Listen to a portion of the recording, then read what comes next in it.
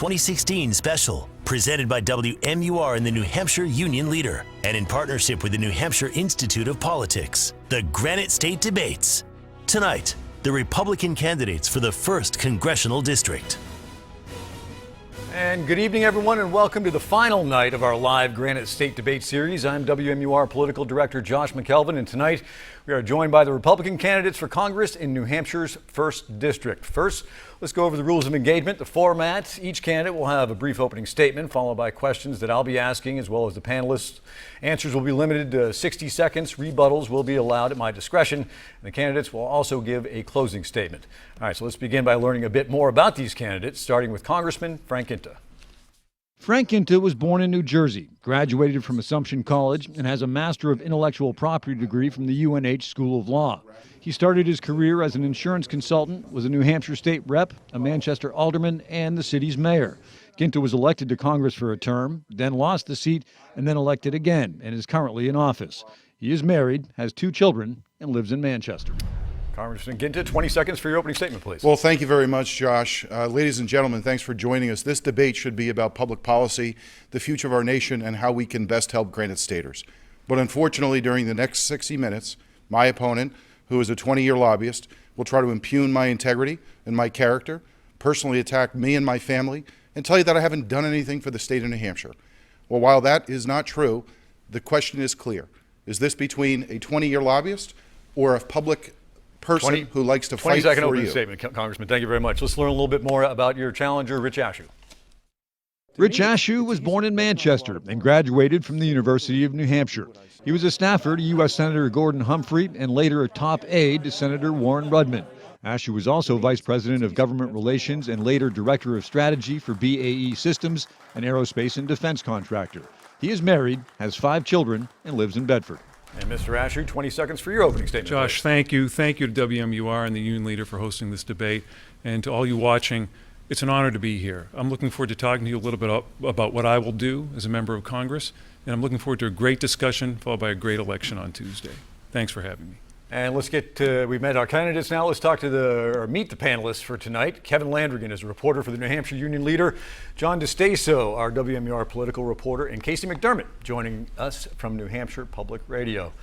And tonight we're going to start with a developing situation which have major implications on U.S. foreign policy. And that question is going to start with Kevin Landrigan of the Union Leader. Thank you, Josh. This important question goes to both of you. North Korea today said it successfully conducted a higher level test of a nuclear weapon. This is the 2nd test in 8 months, the 5th since 2006.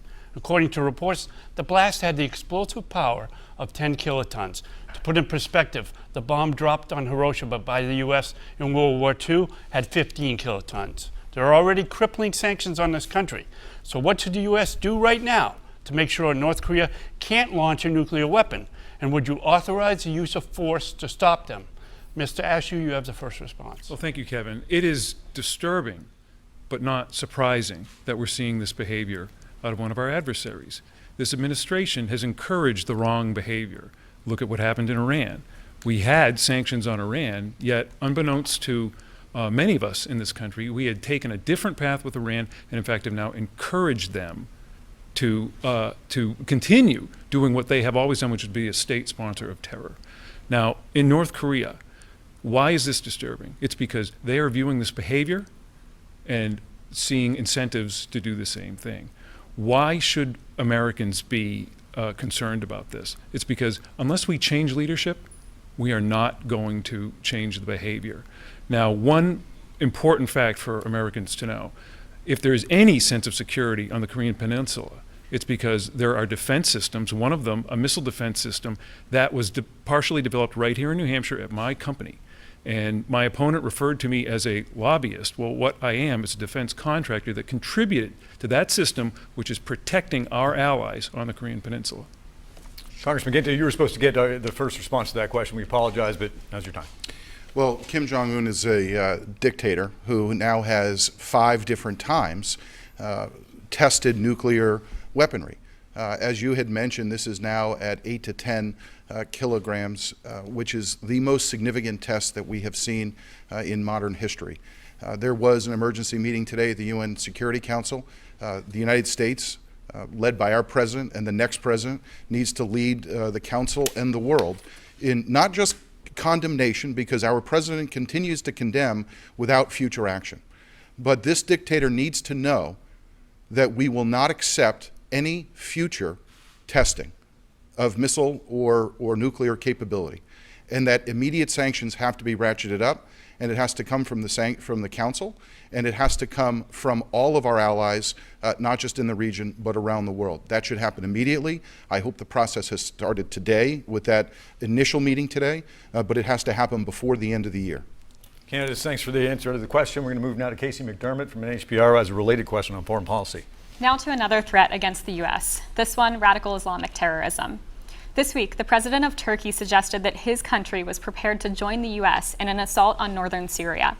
Should the U.S. consider using a ground force in order to cripple ISIS in Syria? And if so, how many troops do you believe should be involved? We'll go to both of you, but Congressman Ginta, you can answer first. Well, thank you very much, Casey, for the question. Look, ISIS presents a clear and present threat and danger, not just to the United States, but to the region and to the world. You have seen continuing attacks, not just on American soil, but on European soil. Under this president's leadership, he called them the JV team. He drew a line in the sand with Syria and then let them walk all over it. He allowed Putin to take over Crimea region in Ukraine. This president has failed on leadership.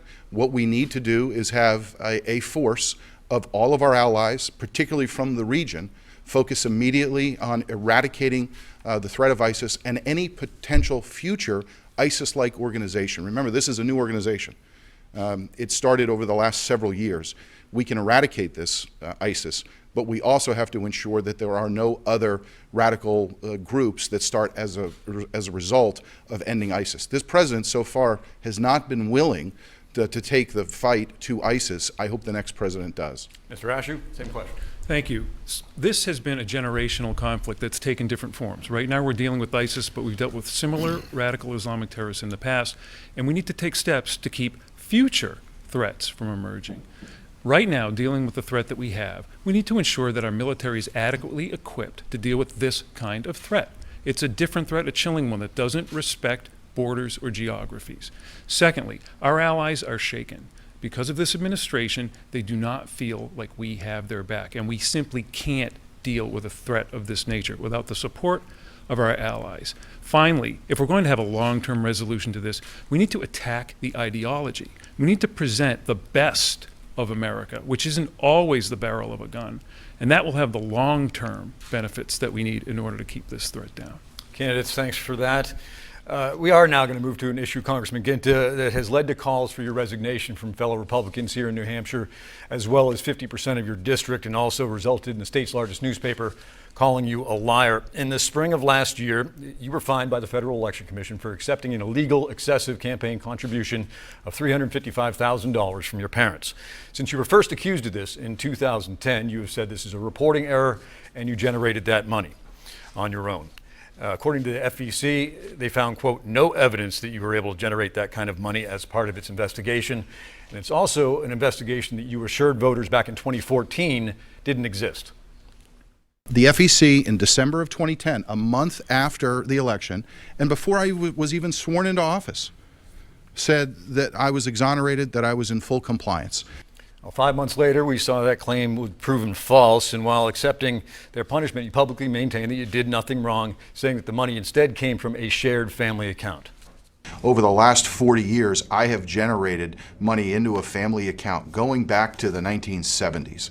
And those resources have always been mine.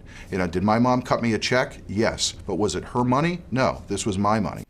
In the FEC report, the claims of a family account were contradicted by both your mother and your sister. So given all of this, what do you say to a voter that might have serious concerns about whether you can be trusted to tell them the truth? Sure. Well, there's some inaccuracies in what your perception is of that. You mentioned that my sister didn't know about it. She was 9 years old at the time. You mentioned that my mom contradicted this. She actually put out a statement. I'm just going to say this all came from information from the FEC if I could report. finish, Please. You're talking about my family. So my sister at the time was 9 years old. She did not know about an account that I had in a family account, number one. Number two, there was some misinformation that my mother didn't agree. Well, she put out a statement and I specifically think WMUR ran that statement saying that that was false. This is a 6-year-old complaint that was resolved a year and a half ago. I complied with the FEC settlement agreement, and they have since found me in full compliance.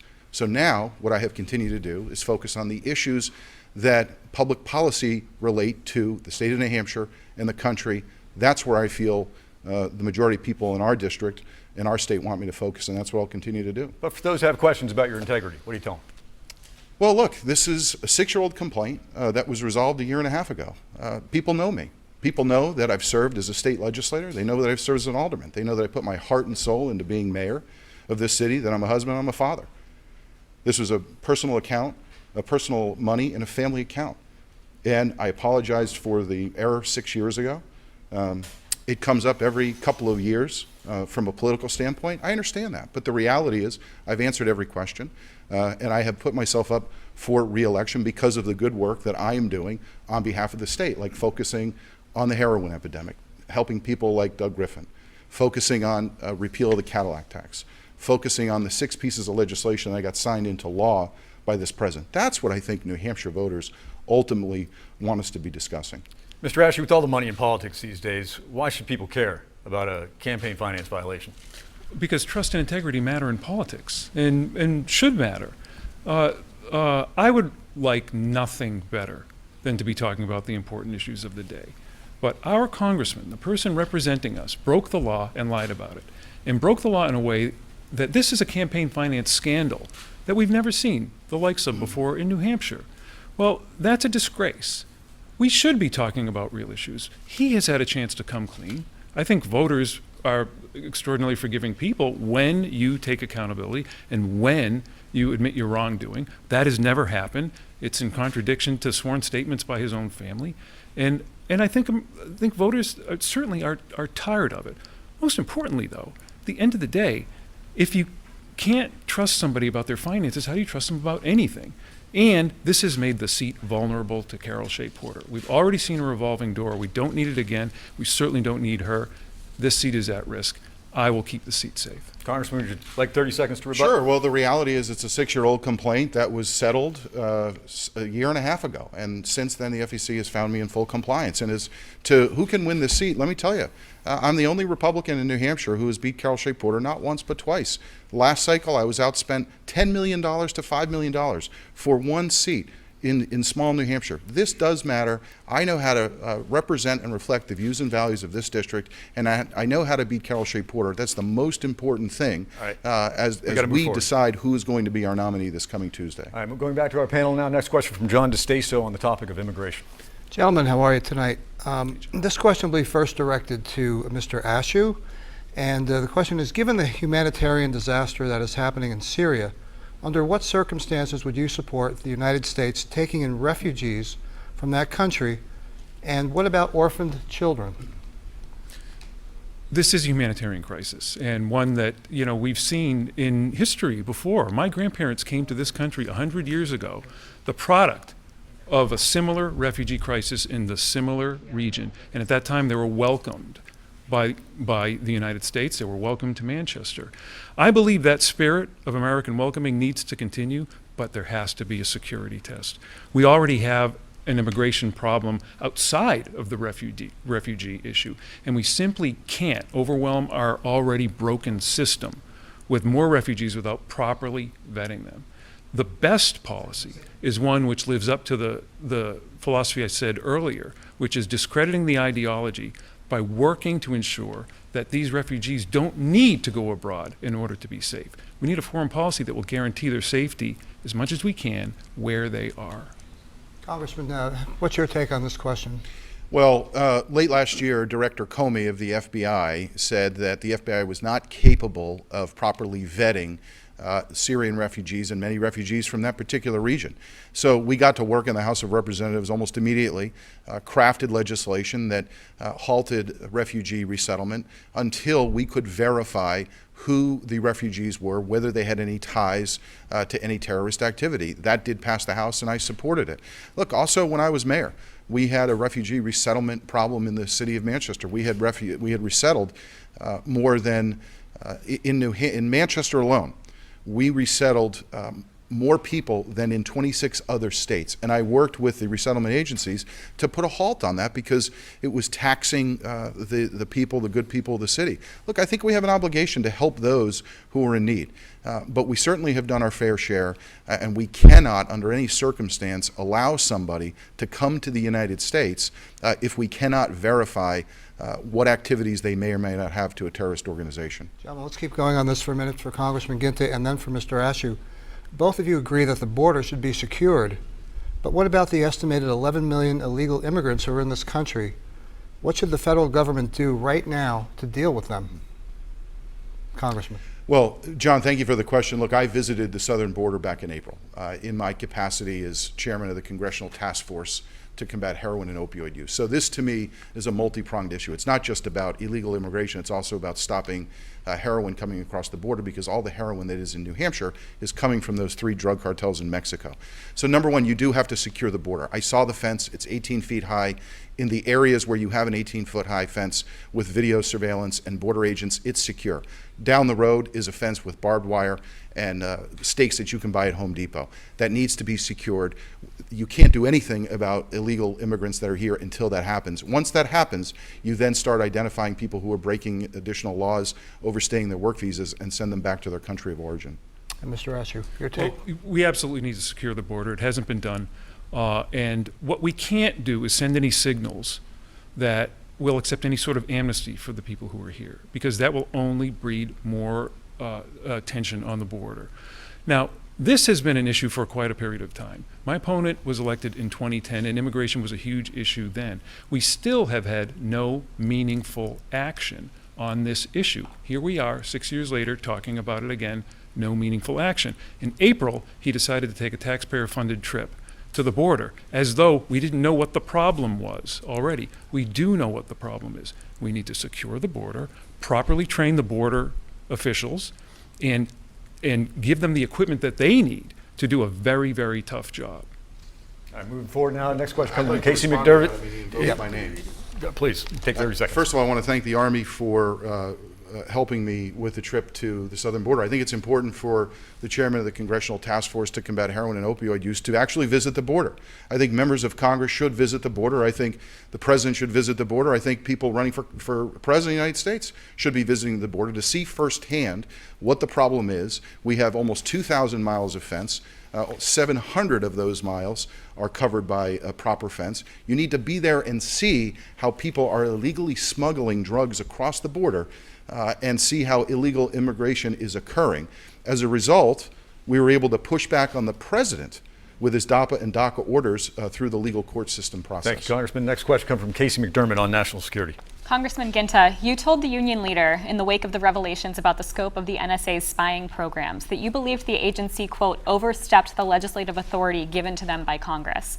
How would you seek to limit such oversteps again without compromising the agency's ability to investigate credible threats? Yeah, this is an important issue. The NSA under this president didn't just overstep legislative authority. They were not provided the legislative authority to do what they did. That frustrated many Americans, and it should, because there was this assumption now that the NSA had the ability and capability and willingness to listen into Americans' phone conversations, look at their emails. That is wrong. We've got to protect civil liberties.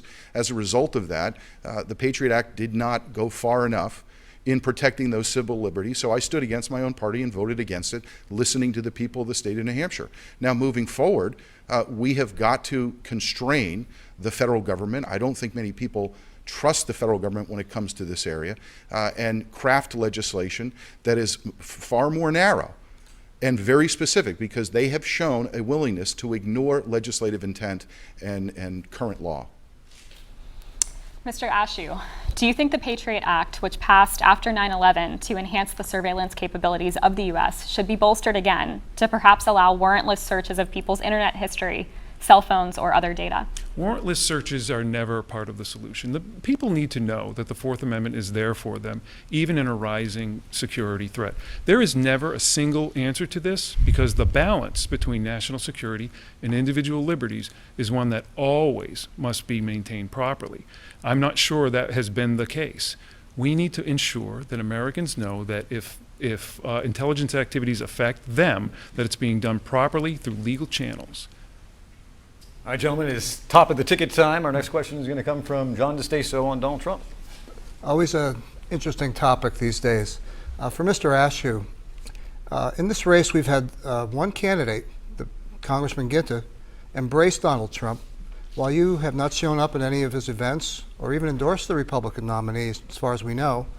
Mr. Ashew, point blank, do you think Donald Trump should be the next president of the United States, and if so, why? Yes, we have choices in elections, and this is a binary choice. Donald Trump and Hillary Clinton. And we can't have Hillary Clinton. Hillary Clinton, we know what we will get. We'll get the next 4 years of the Obama administration, which we already know to be a disaster. There's all this interesting kind of wordsmithing around endorsing. To me, endorsing means embracing someone else's campaign, which I wouldn't do under any circumstances as a candidate for the 1st District. The people of the 1st District deserve their own representation. Part of the reason why this seat has changed hands every 2 years for the past decade is I don't believe the people are being listened to.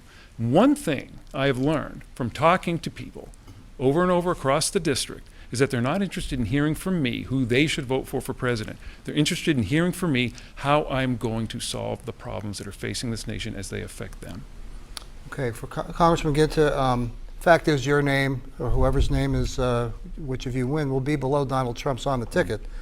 You were the only Republican candidate for major office to make an appearance at Mr. Trump's rally in Manchester back in late August. You said that you were, quote, a team player and won't run away from the team.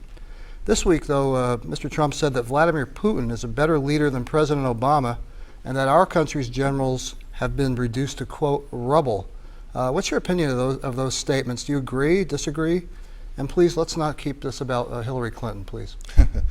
Well, I am a team player, and that's why back in May I did endorse the Republican nominee. He got more votes in the Republican primary process than any candidate in modern history. So I think we should stop listening to the establishment and start listening to the rest of us, people who want to see change and a different course of direction for Washington, D.C. I don't think for a minute that my opponent, who's a 20-year lobbyist, is going to be the change agent in Washington, D.C., and I don't think most people in the 1st Congressional District do either. In the WGIR debate, he said the same thing. He said he wasn't out about the team, he was about himself. I'm about the team. I want to see good Republican principles advanced at the local level, the state level, and the federal level. So I will do everything I can to make sure those principles are what are going to provide upward mobility for people here in the state and the country, to focus on the debt and deficit. Someone like Donald Trump has a far better capability of understanding the needs of the middle class, I think, than Hillary Clinton ever does. So I want to help unite people around Donald Trump, not just within our party, but independents and Democrats who are frustrated with their nominee for President of the United States. Josh, may I respond? Yes, yeah, you Well, first of all, right. let's be very clear. The team that Frank Ginta was part of called for his resignation. Every major Republican in the state called for his resignation. That is not being a team player. Also, the major newspaper, which I'm pleased to say has endorsed me, called him a liar. I didn't call him a liar. They did. That is not being a team player. Finally, despite everything that was just said, there's actually a much simpler reason why he's embracing the Trump campaign. He is a career politician, an incumbent who's looking for a way to survive in an anti-incumbent mood. What better way to do it than to take on the Trump campaign? Look, I don't think anybody thinks that I am an insider or that I am part of the establishment. I think most people know that I have been fighting for principles that matter to families here in the state. I'm in my 2nd term. I'm not a career politician. You've been in Washington, D.C. longer than I have. You've been there for 3 decades. I've never lived I haven't in even been there Washington, for 2 terms yet. Yet, I have been able to fight against my own party when my party leadership is going in the wrong direction. But I've also been able to work across the aisle to get things done, getting 6 pieces of legislation signed into law this term alone. I think that that's the kind of leadership that New Hampshire is looking for. I know you want to respond to that. We're going to come back to this, I promise. But we're going to shift gears a little bit and talk about a study that was put out recently by the Union of Concerned Scientists. During the second half of this century, in the absence of preventive measures, the Portsmouth Naval Shipyard can expect frequent and excessive tidal flooding and the loss of currently utilized land, and substantial increases in the extent of the severity of the storms and flooding. Obviously, this would have major economic implications. Are you concerned about it, Congressman Ginta? Well, first, let me commend the Portsmouth Naval Shipyard. They do a wonderful job. They're one of the 4 shipyards in the nation. They are on time and under budget, and that's why they have the growth that they do. I also was able to get to the President's desk an assurance legislatively that the BRAC process would not impact the Portsmouth Naval Shipyard. That's the kind of leadership that I think matters. Relative to the long-term science that you're referencing, look, I'd like to see more. I want to make sure that we protect the Portsmouth Naval Shipyard from any potential impact, but I don't think the science yet is clear. That being said, I think there's lots that we can do to protect our environment. I did that when I was mayor. I put a green roof on City Hall, the only one I believe in the state of New Hampshire. I did it without taxpayer money. Worked with the Land and Water Conservation Fund to provide additional resources to them during this last term. I think that those are important things to focus on to make sure that we protect our environment. Mr. Ashew, same question for you. Are you concerned about it? Anybody who's grown up in New Hampshire has known that thousands of years ago we were standing on feet of ice. This was a colder planet. It's gotten warmer. We absolutely need to be paying attention to those trends, not just for the Portsmouth Naval Shipyard, but for the entire coast. Having said all that, though, there's one thing we can all agree on, which is clean air is better, and that there are things we can do about it. Unfortunately, on the left, the answer seems to be destroying economies to do it, in spite of the fact that the U.S. has improved in this area and is, in fact, our global competitors who have not. And that's where we need to put the pressure. That's where the improvement needs to be. Candidates, thanks for your answers. Let's go back to the panel. Kevin Landry. Yeah, there's a question on bipartisanship for both of you. The American people's opinion of Congress continues to be abysmally low. An average of polls show a 12% approval rating. Most people don't think Congress gets anything done. What can you do to change that? We'll start with you, Mr. Ashew. Certainly, bipartisanship matters, and principles matter too. And I happen to believe I'm a conservative, and if people know I'm a conservative, it's easier to deal with me and to work with me as long as we agree on the goal. I'm coming out of the business world where you need to get things done. You need results. Sometimes those results come from fierce competition. Our competition in the defense industry will be fighting tooth and nail. Sometimes it comes from cooperation, when we'll team with the very person you were competing with the day before. I think those are lessons that are important for Congress. We certainly haven't seen the results. Since my opponent was first elected in 2010, many of the same problems that we have now existed. Debts, deficit, healthcare problems, immigration. We already talked about immigration. The fact of the matter is, nothing's been happening. So clearly something needs to change. And it's not just about being Republican, because we've had a Republican majority. So it's about changing the people. And I believe I'm going to bring the right kind of change to get those things done. Congressman? Sure. I'm not sure where my opponent actually disagrees with me on public policy. I have asked him that in previous debates, and I haven't heard much. That being said, let me talk about bipartisanship. When I founded the Congressional Task Force to Combat Heroin and Opioid Use, I named Ann Kuster my co-chair. I didn't have to do that. I went to leadership and said, I think this is the right thing to do. I want to set an example that we can work collaboratively. We now have over 80 members bipartisanly of Congress who worked for a better part of a year on existing legislation. We had multiple hearings in Washington, D.C. and in New Hampshire.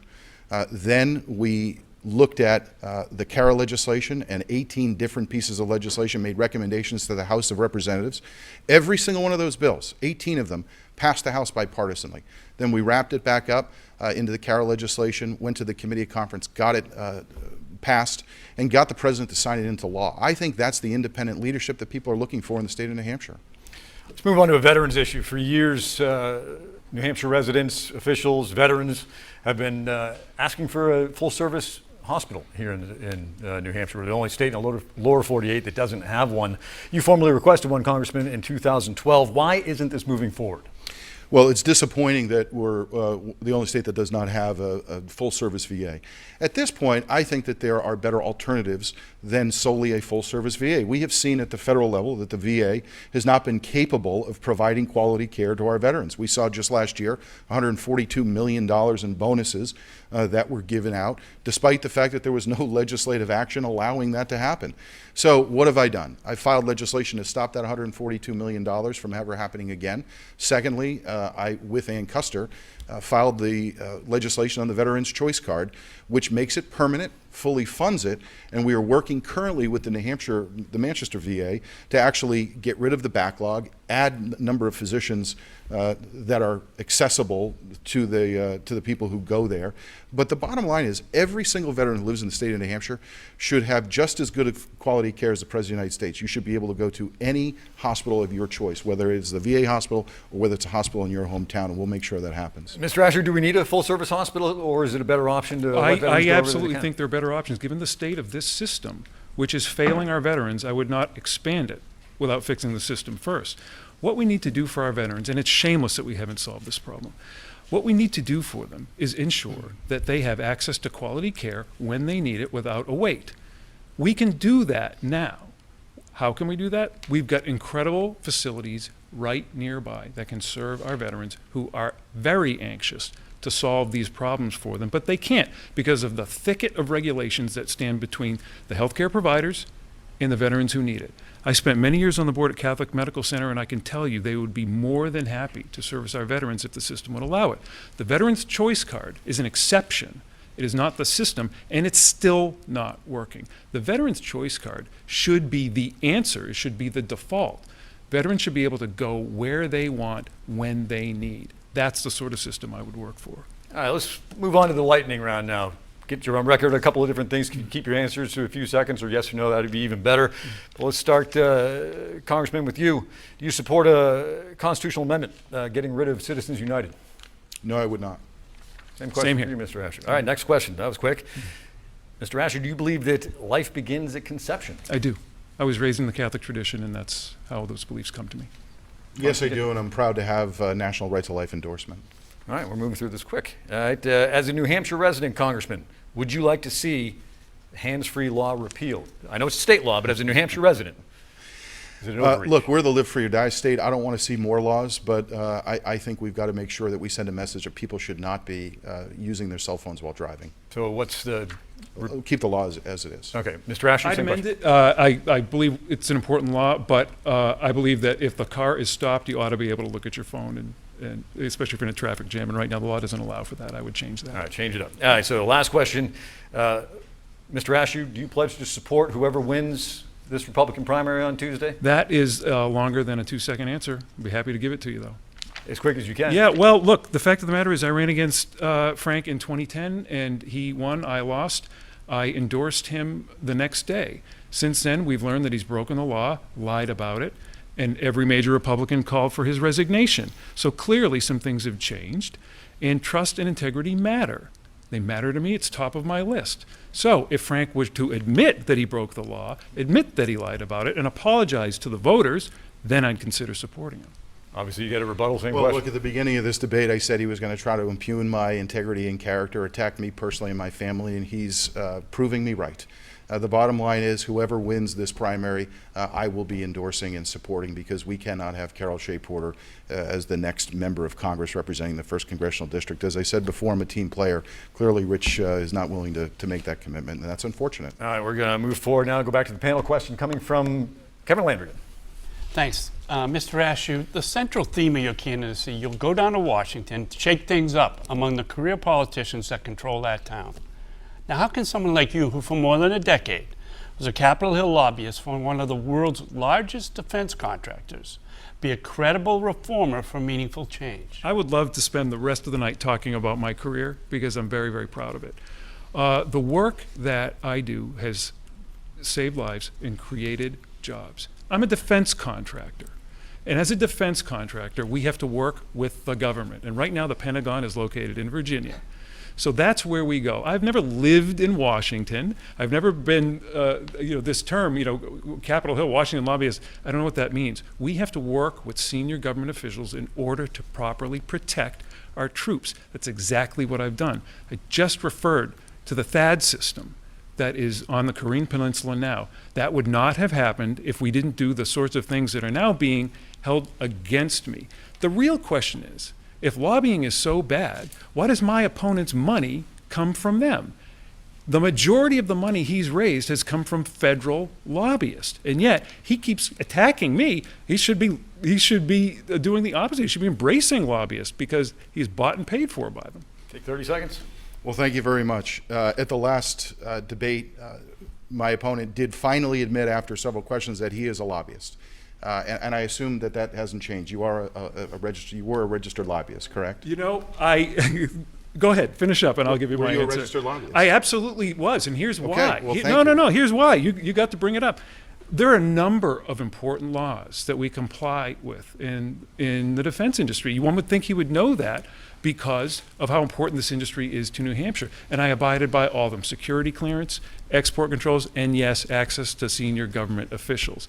The real question is, why does all your money come from lobbyists who have nothing to do with New Hampshire? I have a lot of support from different people. I appreciate that support. The reality is the reality is that you're a Washington lobbyist. You have been for 3 decades, as you said at the last debate. And I don't think a lobbyist will be a change agent, particularly given the fact that you are the candidate that is supported and endorsed by the establishment in our state. You know, I'm the guy who's the outsider who's trying to fight for families. I think that is what the choice is about. Not to mention, as the lobbyist, you directed money to Hillary Clinton. You directed money to Nancy Pelosi. All right. You directed money to Jean Shaheen. You gotta answer it. I don't think gotta that answer it. We have is another a good reflection. Everybody's of paying where you attention to wanna the fact put we your have a resources to. 20-year career politician I've been running there as an for 2 outsider. terms. I've been there for 2 Right, terms. you've been mayor and a state rep, and quite That's frankly, called I'm not public even sure if service. you've That's ever called had a real public job. service. We're starting to go in Okay, circles now. We're so starting to go in circles. no, he mentioned money to Democrats. That needs an answer, and the answer is I am a lifelong conservative, lifelong Republican, have never donated to Democrats.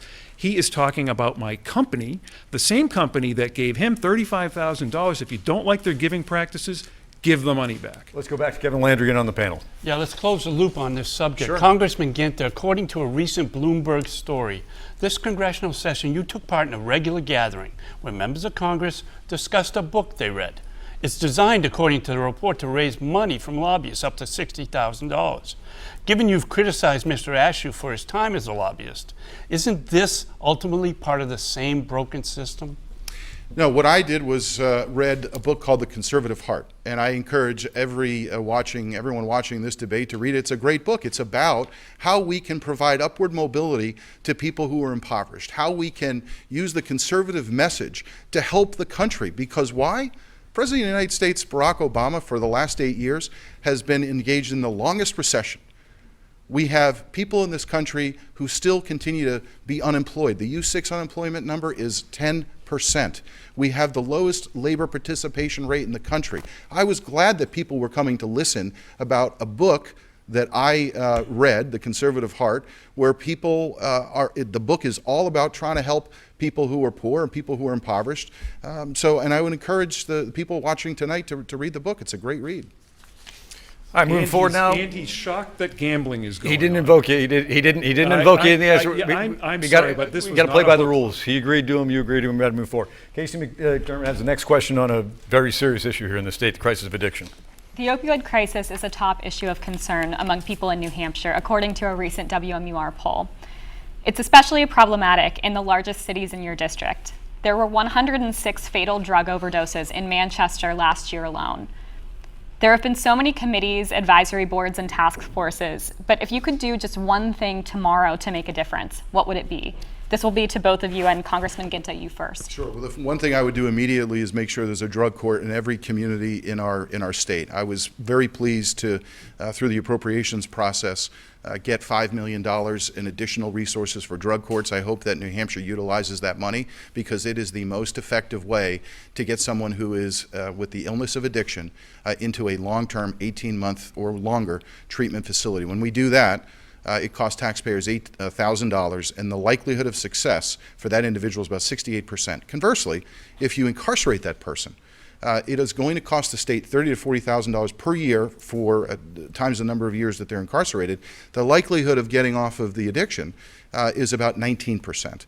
So if I could do one thing tomorrow that would be it. And that's what I've learned as chairman of the Congressional Task Force to Combat Heroin and Opioid Use, bringing people together in Washington, over 80 members, both Republican and Democrat. We got this president to sign into law the CARA legislation, and I look forward to the next steps to make sure that we give people a second chance at life. When is that money going to be delivered? A lot of people are asking the question. It looks like Chair. probably this month. All right. Same question for you, Mr. Asher. I would declare an emergency on this. We have not treated it like an emergency, and it needs to be. There is already money in the system that is having trouble getting where it needs to go on all levels: prevention, treatment, law enforcement. But we still have an incredible basket of red tape that is standing between the people in need and where those resources are. That still hasn't happened. We have emergency declarations when we have a big snowstorm, when we have a drought. This is what needs to be done, and so that all the other subsequent efforts that are being done to help on this issue will be more effective. All right, back to our panel now. Moving forward, next question, John DeStaso. Yes, gentlemen, another very important issue, gun violence. And let's try to be realistic about this rather than sort of the platitudes. But Mr. Ashew, during a campaign event with Steve Forbes, the well-known billionaire businessman, you said you were willing to review the nation's gun laws as a result of the shootings in Orlando, Florida.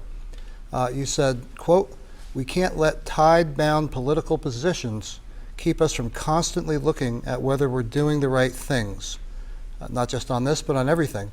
So what are you willing to review seriously, and what changes do you think can realistically be made? Well, I have reviewed it, and Okay. the incident we were talking about in particular in Florida is one where gun laws do not need to be changed. Look, I'm a defender of the Second Amendment. I'm a gun owner, NRA member, and I belong to a gun club not far from here in Hooksett.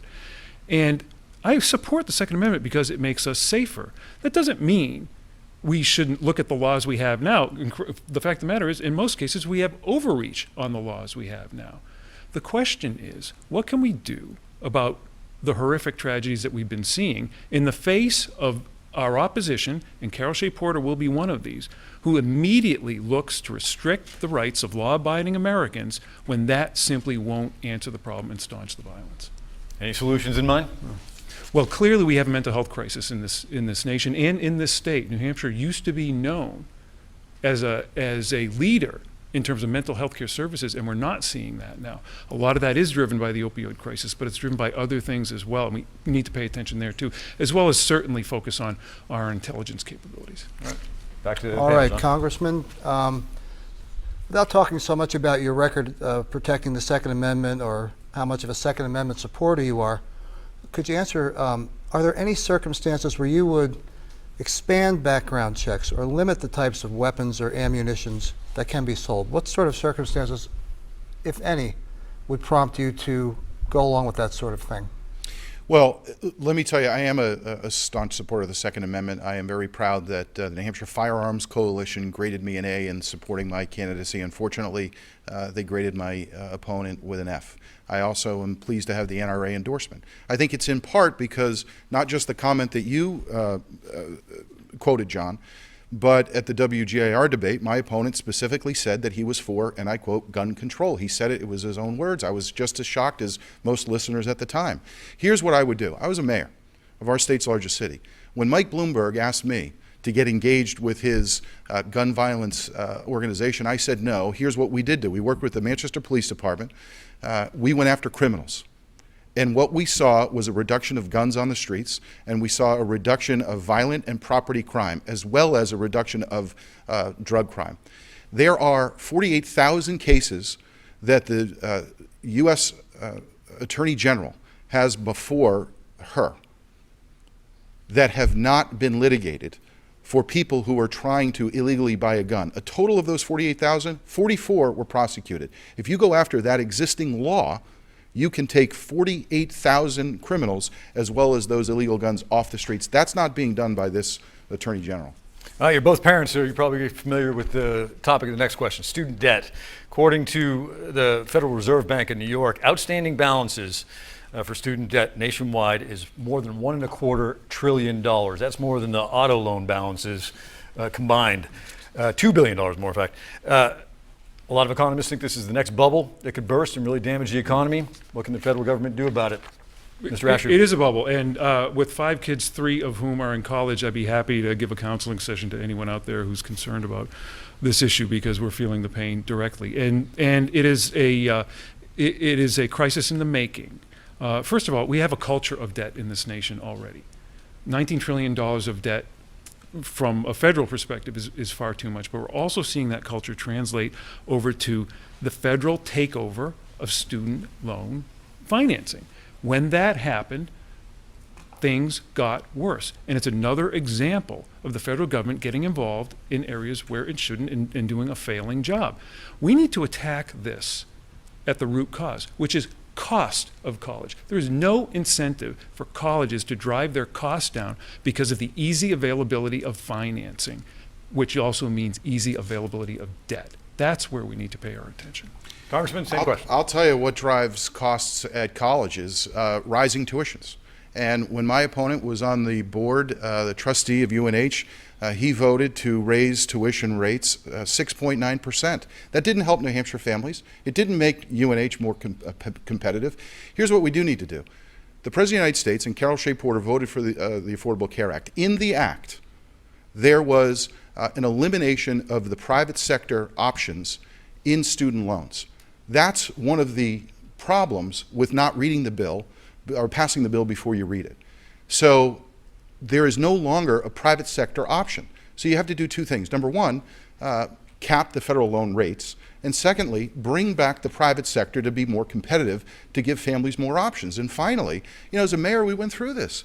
Trying to give kids options and alternatives like STEM or STEAM, and they can get credit in high school, so their 2-year, 4-year college degree might be shortened, so they don't have to raise as much money to go to a good New Hampshire school. Mr. Asher. I'm starting to believe he is an outsider, because he's behaving as I though am he's an not. outsider. That's Thanks right, for because acknowledging you're it. not, Let him respond. because he's not getting anything done in Congress. This has been an issue like all the others we've talked about, where he's talking about these grand ideas, or maybe even filed some legislation, yet no results. On the University System Board, I did help make that institution more competitive. When I got there, their engineering school was in danger of losing its accreditation, and for a state like ours, that simply can't happen. I led the way to make that institution more competitive, and I'm proud to have done so. I don't know why you would vote to raise tuition rates 6.9%. We're going to move forward. I don't think that's helping New Hampshire families. You're on record.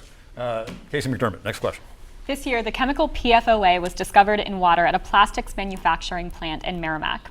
Since then, the state has been working to provide clean drinking water to residents around the plant, as well as to monitor other parts of the state where PFOA contamination could also be an issue. Is there any role that the federal government could play to ensure that people in the state have water free of PFOAs and other potentially hazardous chemicals? First question to you.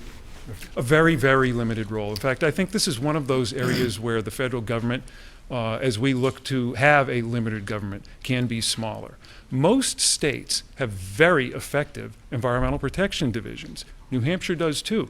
They've been very attentive to this issue, and I think that's important. What we don't need is a layering of federal investigators on top of what we're seeing now. The federal role should be one that deals with regional issues, or perhaps drive some research needs, or things that the states can't do for themselves.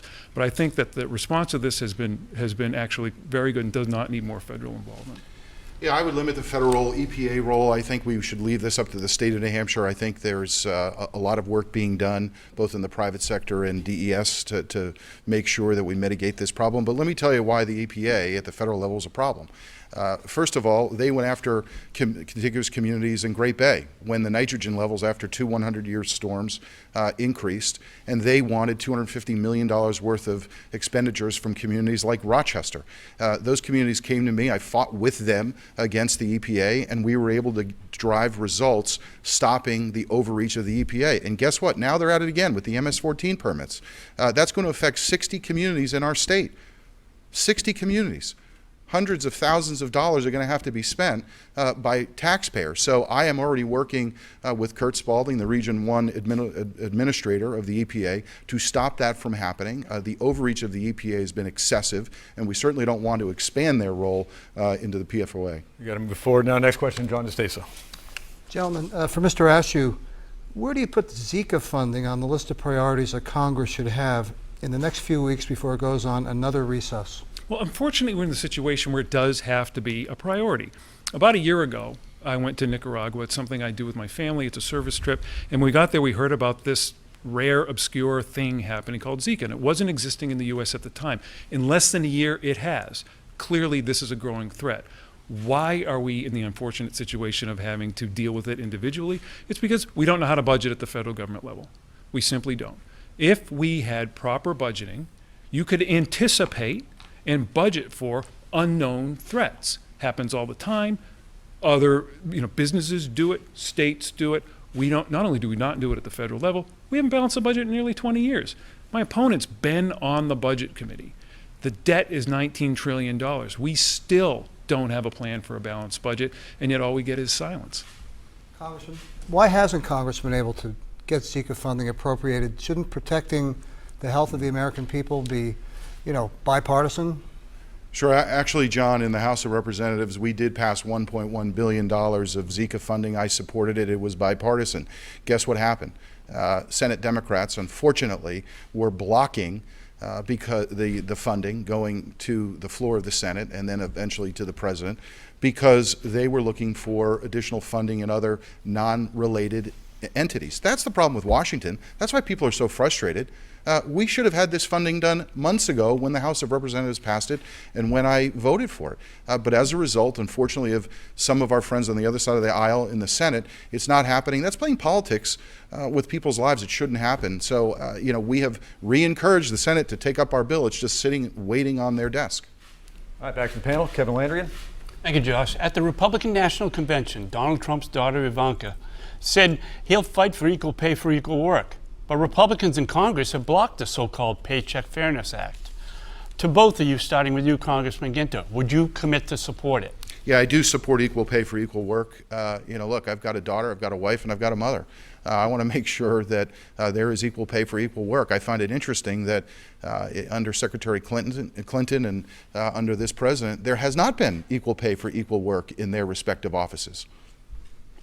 And Mr. Ashew? I certainly support equal pay for equal work. And coming out of the corporate environment, it's not as easy as the administration and certainly Carol Shea Porter would like to think. They would like to wave a magic wand and insert the federal government yet again into the workplace. We've had too much of that. What we need are to grow opportunities for everybody, particularly women in the workforce. We're not doing that right now because we have an economy that's too stagnant, we have a tax code that's non-competitive, and we have too many regulations that are choking off business innovation. That's what needs to change.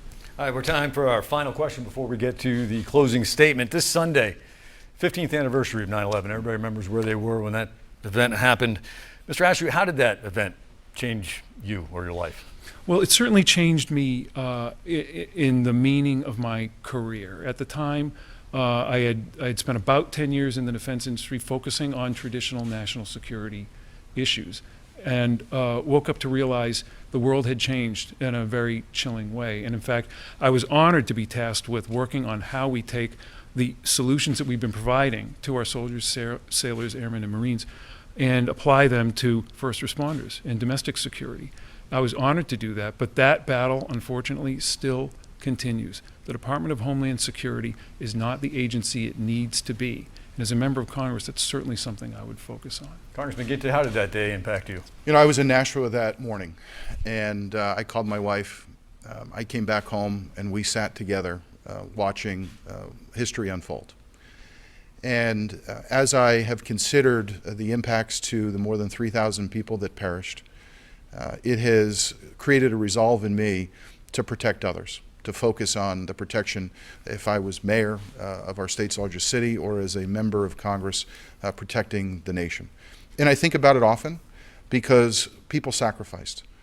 We continue to be at war with organizations like ISIS, who want to kill Americans, who are killing people in Europe, who are expanding their presence all over the world. They and other terrorist organizations have to be stopped in the name of those who lost their lives on 9/11. It's something that I've been committed to and will remain committed to for the rest of my life. Thank you both. Time now for our closing statements. You each have 60 seconds to give it. I believe, Mr. Ashew, you go first. Thank you, Josh. Thank you to WMUR and the Union Leader for sponsoring this. I care deeply about my state and my country. And I've worked hard to be in service to both. If you're watching this on a Friday night, I think you probably care deeply about the state and the country too, and agree with me that we need better from our leaders. When my opponent was first elected in 2010, we had a long list of problems. Debt, deficit, immigration, health care, veterans issues not being solved, the list goes on. Not only have these problems not been solved, they've gotten worse, and my opponent has shown no effective leadership in turning them around. Worse, instead of a legacy of solving problems, we have a legacy of scandal that has opened the revolving door yet again to Carol Shea Porter. Trust and integrity do matter. They matter in politics and they matter in life. In my whole life, business, community, government, I have earned the trust of those I've worked with and delivered results. It's the way I was raised. It's the way Lori and I are raising our 5 kids. It's the way I will serve in Congress with your help. I ask for your vote on Tuesday. Thank you. Congressman Ginter, your closing statement. You know, what shapes my convictions and my focus on public services, when I was in my mid-20s, my father suffered a heart attack, my mother had breast cancer, and had a close family member who has a mental health diagnosis, and I've been a caregiver to that individual for the last 20 years. It shaped who I am and why I focus on other people. It's why I like to give back. So I proudly serve in Washington, D.C., representing the interests of the people here in New Hampshire. But I do something different. I listen. I think what New Hampshire wants is an independent-minded conservative who, when our party leaders are going in the wrong direction, an individual will stand up like myself, voting against the budget, voting against the Puerto Rico bailout, voting against the omnibus, voting against large-scale spending bills. That's important. But also, equally important, is somebody who can work with the other side of the aisle, like I did spearheading the CARA legislation as task force of the Congressional Heroin and Opioid Task Force. But the simple fact of the matter is this. We have somebody who's been in Washington, D.C. for 3 decades, a D.C. lobbyist, or someone who's a public servant. I think people want a public servant representing them, and I ask for your vote on Tuesday, September 13th, so we can take it to Carol Shea Porter in November. Candidates, thank you very much for your participation tonight. We certainly do appreciate it. Thanks very much to our panelists for asking the questions. And that is going to wrap up things here with the Republican candidates in the 1st Congressional District in our Granite State Debate Series. And now countdown to the primary. Join us Monday night for our primary eve special, Commitment 2016, the election countdown. And then Tuesday night for, of course, Commitment 2016 New Hampshire votes for full coverage beginning at 8 o'clock until the races are decided. And don't forget, you can find out the greatest coverage anywhere on the web at WMUR.com. Until then, be safe, have a great weekend, and have a great